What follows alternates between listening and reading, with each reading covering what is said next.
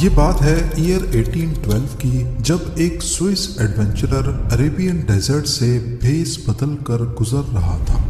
یوہن لوڈوچ برکھارٹ نامی یہ ایڈونچرر راستہ بھٹک کر چٹانوں کے بیچ ایک پتلے راستے میں پہنچتا ہے۔ قریب 1.5 کلومیٹر تک دونوں چٹانوں کے بیچ چلتے چلتے آخر کار راستہ تھوڑا چوڑا ہوا اور سامنے اس نے دیکھا لائم اسٹون کے پہاڑ میں بنا ہوا ایک عالی شان اسٹرکچر۔ صدرن جارڈن میں واقع یہ اینشینٹ اسٹرکچر اس ویران ریگستانی وادیوں میں کس نے اور کیوں بنایا تھا؟ 127 فیٹ اونچا یہ اسٹرکچر بنایا نہیں بلکہ پہاڑ پر تراشا گیا تھا۔ آج اسے عربک میں خازنے کہا جاتا ہے، جس کا مطلب ہے ٹریجری، یعنی جہاں پر خزانہ رکھا جاتا ہے۔ شاندار پلرز پہاڑ کے باٹم سے ابھرتے ہیں اور ان کے ٹاپ پر بڑی نزاکت اور خوبصورتی سے تراشے گئے ڈیزائنز نمایاں ہیں۔ ایک بہت بڑی انٹرنس جو ایک کمرے کی اور لے کے جاتی ہے، پر اس کمرے میں کسی قسم کے ڈیزائن نہیں بنائے گئے، صرف پتھر کی نیچرل بیوٹی دیکھی جا سکتی ہے۔ سوئس ایڈونچرر کو یہ منظر کافی حیران کن لگا تو اس نے چٹانوں میں مزید ڈیپ جانے کا فیصلہ کیا۔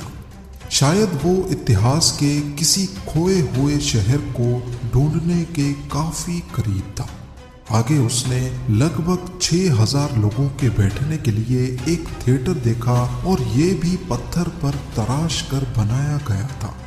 ایک پاتھ وے جو بہت بڑے مندر جیسے اسٹرکچر تک جا رہا تھا۔ کچھ کھنڈرات جو اشارہ دے رہے تھے کہ یہاں کبھی کوئی شہر آباد تھا۔ پہاڑوں کی اونچائیوں پر بھی کئی مانیومنٹس بنے ہوئے دیکھے گئے۔ برکھارٹ ایک ایسے شہر کے کھنڈرات ڈھونڈ چکا تھا جس کی اتہاس میں کافی اہمیت تھی۔ 2000 سال پرانا یہ شہر آج پیٹرا کے نام سے جانا جاتا ہے، پر یہاں جو کوئی بھی بستے تھے وہ اس سوکھے ریگستان میں بنا پانی کے گزارا کیسے کرتے تھے؟ چٹانوں کو تراش کر وہ اسٹرکچرز کیوں بناتے تھے؟ اس ویران ریگستان میں ان کا کیا کام تھا؟ اور سب سے بڑھ کر آخر وہ یہ سب چھوڑنے پر مجبور کیوں؟ ناظرین، سوئس ایڈونچرر نے جب یہ سب دیکھا تو اسے ریگستان میں رہنے والے ایک قبیلے کی کہانی یاد آ گئی۔ اس نے سن رکھا تھا کہ عربین ڈیزرٹ میں ایک قبیلہ تھا جو چائنا، انڈیا، ایجپٹ اور روم کے بیچ سلک اور مسالوں کی ٹریڈنگ کرتا تھا، اور وہ اپنا خزانہ اونچی چٹانوں میں سوراخ کر کے چھپایا کرتے تھے۔ گریک اور رومن سورسز میں ان لوگوں کا نام نیبیٹینز بتایا گیا ہے۔ یہ کھانا بدوش قبیلے کے طور پہ 2000 سال پہلے مشہور تھے، اور یہ لوگ ریگستان میں ٹینٹس لگا کر رہتے تھے۔ لیکن ٹینٹس میں رہنے والے لوگ پیٹرا جیسا اتنا شاندار شہر بنانے میں کیسے کامیاب ہوئے؟ برکھارٹ کی اس ڈسکوری کے بعد پیٹرا کو انٹرنیشنل پریزنس ملنا شروع ہو گئی۔ پوری دنیا سے آرکیولوجسٹس اور ہسٹورینز یہاں کا رخ کرنے لگے تاکہ اس اینشینٹ مسٹری کو سلجھایا جا سکے۔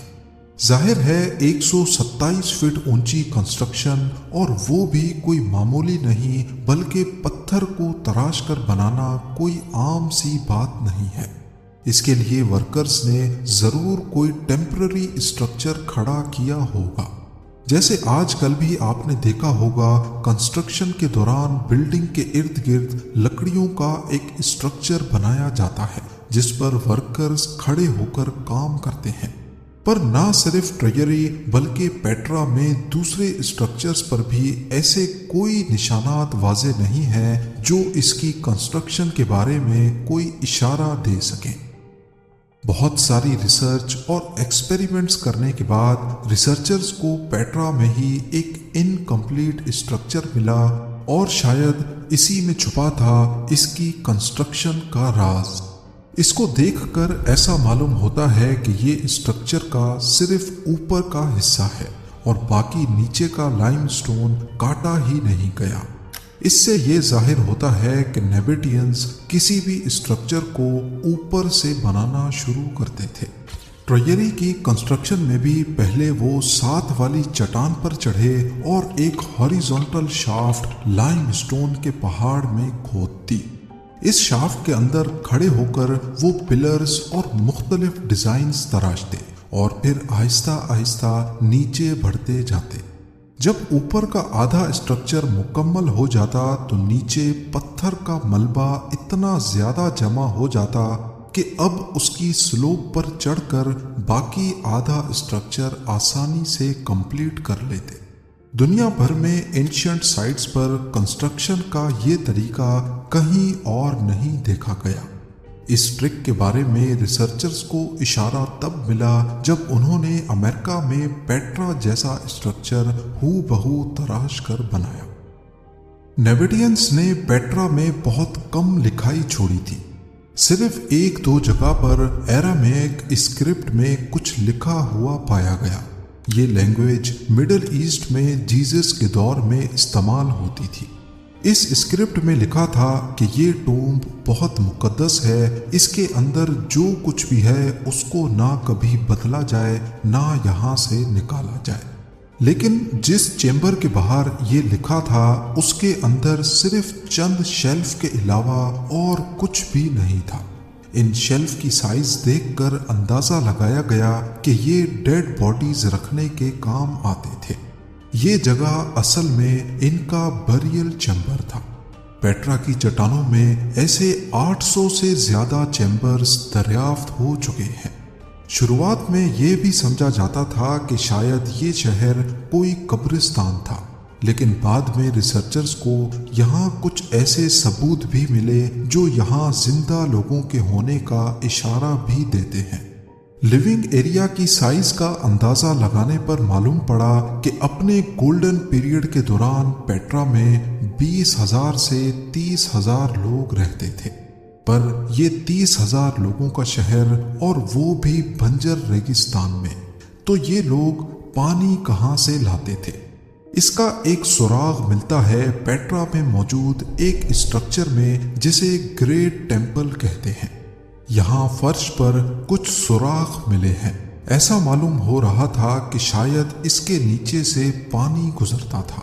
ایکسپرٹس نے جب اس جگہ پر GPR یعنی گراؤنڈ پینیٹریٹنگ ریڈار سے اسکین کیا تو ایک اہم کلو سامنے آیا۔ GPR زمین میں ریڈیو سگنلز پھینکتا ہے۔ یہ سگنلز زمین کے اندر مختلف مٹیریل سے ٹکرا کر الگ الگ اسپیڈ سے واپس آتے ہیں۔ جیسے مٹی سے ٹکرا کر یہ آہستہ واپس آتے ہیں اور خالی جگہ میں ان کی اسپیڈ تیز ہو جاتی ہے۔ سگنلز کی اسپیڈ دیکھ کر اندازہ لگایا جاتا ہے کہ زمین کے نیچے کہاں پر خالی جگہ موجود ہے۔ GPR کے ریزلٹس نے دکھایا کہ مندر کے فرش کے نیچے چینلز کا ایک پورا نیٹ ورک بچھا ہے، جیسے گھر میں فرش کی کنسٹرکشن سے پہلے پلمبنگ کا کام ہوتا ہے۔ یہ ایویڈنس اس بات کو ثابت کرنے کے لیے کافی تھا کہ پیٹرا میں انڈر گراؤنڈ پانی کا نیٹ ورک تو تھا، پر یہ پانی آخر آتا کہاں سے تھا، کیونکہ یہ جگہ دنیا کی خشک ترین جگہوں میں سے ایک ہے۔ پانی کا ایک ذخیرہ آج بھی لوکلز استعمال کرتے ہیں، جسے عین موسیٰ کہا جاتا ہے۔ یہ قدرتی چشمہ زمین کے نیچے سے پانی فراہم کرتا ہے، پر مسئلہ یہ ہے کہ یہ پیٹرا کی سائٹ سے قریب 8 کلومیٹرز دور ہے۔ تو اب سوال اٹھتا ہے کہ نیبیٹینز عین موسیٰ سے پانی کو چٹانوں کے بیچ 8 کلومیٹر نیچے کیسے لاتے تھے؟ اس کا اشارہ ہمیں ملتا ہے ٹرویری کی پتلی انٹرنس میں۔ یہاں چٹانوں کے بیچ پائپ لائنز کے نشانات دیکھے گئے ہیں، ایسی پائپ لائن جو چھوٹے چھوٹے سیکشنز میں جوڑی گئی تھی۔ جب پائپ کے ان چھوٹے چھوٹے سیکشنز میں سے پانی گزرتا ہوگا تو ضرور لیک بھی کرتا ہوگا، لیکن نیبیٹینز کے لیے پانی اگر اتنا امپورٹنٹ تھا تو وہ پانی کو ضائع کیسے ہونے دیں گے؟ جب پانی کسی بھی پائپ لائن سے گزرتا ہے تو نیچرلی اس کے اندر ایئر پاکٹس بنتے ہیں، جو پائپ کے اندر پریشر کریٹ کرتے ہیں اور پانی کا فلو کم ہو جاتا ہے۔ یہ پریشر پانی کی دیواروں کو اندر سے پش کرتا ہے اور اگر لائن میں جوڑ ہوں گے تو ان میں سے پانی لیک ہوگا۔ ہائیڈرو انجینئرز نے کئی ایکسپیریمنٹس کیے اور یہ بات سامنے آئی کہ اگر پائپ کا اینگل 4 ڈگریز پہ جھکا ہوگا تو پائپ میں ایئر پاکٹس نہیں بنیں گے، پانی کا فلو بھی اچھا ہوگا اور لیکیج بھی نہیں ہوگی۔ جب ایکسپرٹس نے پیٹرا میں بچھائی گئی پائپ لائن کے اینگل کو دیکھا تو وہ حیرت انگیز طور پہ ٹھیک 4 ڈگریز پہ ہی جھکائے گئے تھے۔ یعنی نیپیڈینز اس سائنٹیفک پرنسپل کے بارے میں 2000 سال پہلے ہی جانتے تھے، جنہیں ہم نے حال ہی میں دریافت کیا ہے۔ یہ سب دیکھنے کے بعد ایک بات تو کلیئر ہے کہ نیپیڈینز ہائیڈرو انجینئرنگ کے ماسٹر تھے۔